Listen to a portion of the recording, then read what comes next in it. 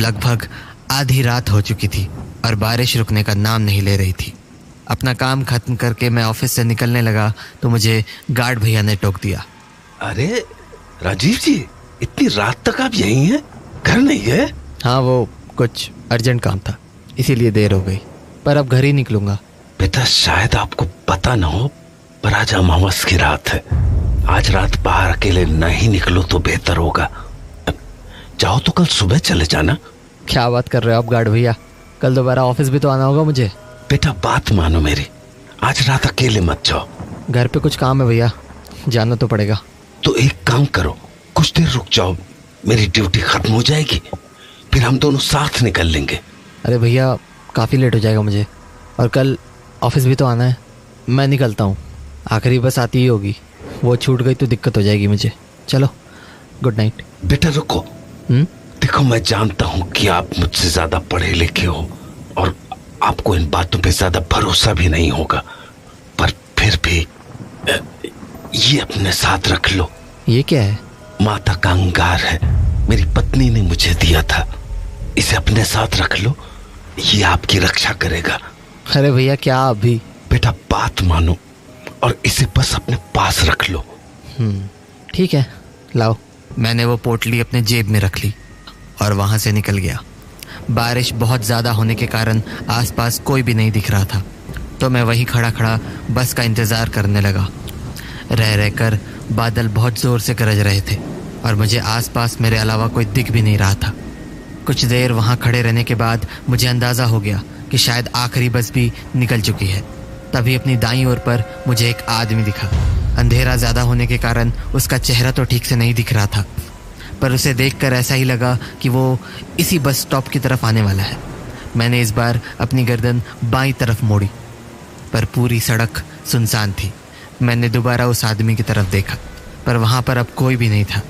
मुझे ये बात काफ़ी अजीब लगी, क्योंकि अभी थोड़ी देर पहले मैंने वहाँ पर किसी को देखा था। मैं इस बात को समझने की कोशिश कर ही रहा था कि मुझे उस तरफ से एक कैब आती हुई दिखी, तो मैंने कैब को रोकने के लिए इशारा किया, पर वो कैब मुझसे आगे निकल गई।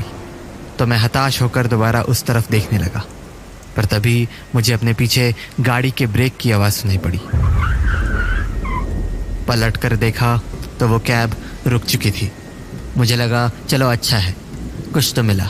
मैंने एक बार फिर पीछे की ओर देखा कि कहीं वो आदमी वहीं तो नहीं है जो मुझे कुछ देर पहले दिखा था, पर वहाँ कोई नहीं था। तो मैं कैब में जाकर बैठ गया और ड्राइवर को अपना एड्रेस बता दिया। SBI कॉलोनी भैया। कैब चल दी। गाड़ी थोड़ी ही दूर आगे बढ़ी थी कि मैंने ड्राइवर को पूछा, अरे भैया, ये आते हुए कोई आदमी दिखा था क्या? उसने मेरी बात का कोई जवाब नहीं दिया। तो मैंने दोबारा पूछा, भैया? नहीं देखा। अच्छा, अजीब है, कुछ देर पहले मैंने किसी को देखा तो था, पता नहीं कहाँ गायब हो गया। वो ड्राइवर कुछ देर गाड़ी चलाता रहा और फिर बोला, आज अमावस की रात है। हाँ, क्या मतलब? अमावस की रात को अक्सर ऐसे भटकते हुए साए दिख जाते हैं। हाँ, ये क्या बातें कर रहे हो? ये बकवास की चीजें मैं नहीं मानता हूँ, ठीक है?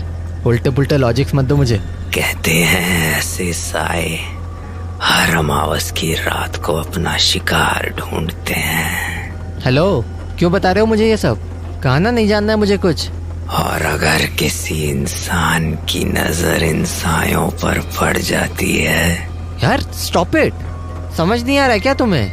तो उसकी मौत तय हो जाती है। अरे तुम पागल वागल हो क्या? गाड़ी रोको यार, मुझे नहीं जाना है कहीं। जैसे आज तुम्हारी मौत तय है। व्हाट नॉनसेंस, तुम्हारा दिमाग फिर गया है क्या? लिसन, गाड़ी रोको, मुझे नहीं जाना है कहीं भी, जस्ट स्टॉप द कैब। पर मेरी बातों का मानो उस पर कोई असर ही नहीं हुआ। उसने गाड़ी नहीं रोकी। तो मैंने उससे दोबारा कहा, मेरी बात समझ नहीं आ रही है क्या? गाड़ी रोको चुपचाप। अपनी बाईं तरफ देखो, सब समझ आ जाएगा। अरे व्हाट बाईं ओर? क्या है बाईं ओर? सड़क पर देखो। उसके बोलने पर जब मैंने अपनी गर्दन सड़क की ओर मोड़ी तो मुझे वहाँ एक आदमी खड़ा दिखा। कपड़ों से वो भी कोई कैब ड्राइवर ही लग रहा था और अंधेरे के कारण उसका चेहरा ठीक से दिख भी नहीं रहा था। मुझे समझ नहीं आया कि आखिर ड्राइवर ने मुझे बाईं ओर देखने को क्यों बोला। तो मैंने गर्दन वापस सीधी की और ड्राइवर की ओर देखा, पर सामने का नज़ारा देख के मेरे होश उड़ गए। वो ड्राइवर अपनी सीट से गायब हो चुका था और गाड़ी अपने आप चली जा रही थी। मुझे समझ नहीं आ रहा था कि आखिर हो क्या रहा है। तभी गाड़ी में जोर का ब्रेक लगा और मेरा सर सीट पर जा भिड़ा। मैंने आंखें खोली तो देखा कि वो ड्राइवर पीछे मुड़कर मुझे ही देख रहा है और फिर उसने मुझसे कहा, साहब क्या हुआ, आप ठीक हो ना? क्या? तुम कहाँ से आए? कहाँ से आया मतलब? तुम अभी तो गाड़ी में नहीं थे और गाड़ी अपने आप चल रही थी। क्या बोल रहे हो साहब, होश में तो हो? देखो, पागल मत बनाओ मुझे। अभी थोड़ी देर पहले तुमने ही कहा कि आज मेरी मौत तय है और फिर तुम गाड़ी से गायब हो गए। कैसी बातें कर रहे हो साहब, भला मैं आपसे ये सब क्यों कहूँगा? छोड़ो, रहने दो। पक्का आपने कुछ नशा किया है, आपकी सोसाइटी आ गई है। मेरा भाड़ा दो और जाओ। उस ड्राइवर की बात पर मुझे अब भी यकीन नहीं हो रहा था। मेरा मन ये मानने को बिल्कुल तैयार नहीं था कि जो मेरे साथ हुआ वो मेरा कोई वहम था। पर मैंने बात ज़्यादा नहीं बढ़ाई और कैब से बाहर निकल गया।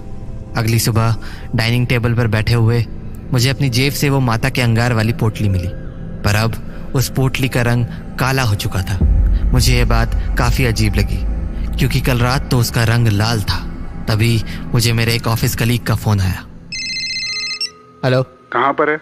घर पर हूँ, ऑफिस के लिए निकलने वाला हूँ। क्यों? हाँ, तो ऑफिस आते हुए पुरानी फैक्ट्री वाला रास्ता लेकर शमशान आ जाना। शमशान? क्यों? अरे वो गार्ड भैया थे ना, हाँ, कल रात एक एक्सीडेंट में उनकी डेथ हो गई। व्हाट? हाँ, शायद किसी कैब ने टक्कर मार दी। एनीवे, तू जल्दी से आ जा। अपने कलीग की बात सुनकर मेरे होश उड़ गए। मुझे विश्वास नहीं हो रहा था कि ऐसा कैसे हो सकता है।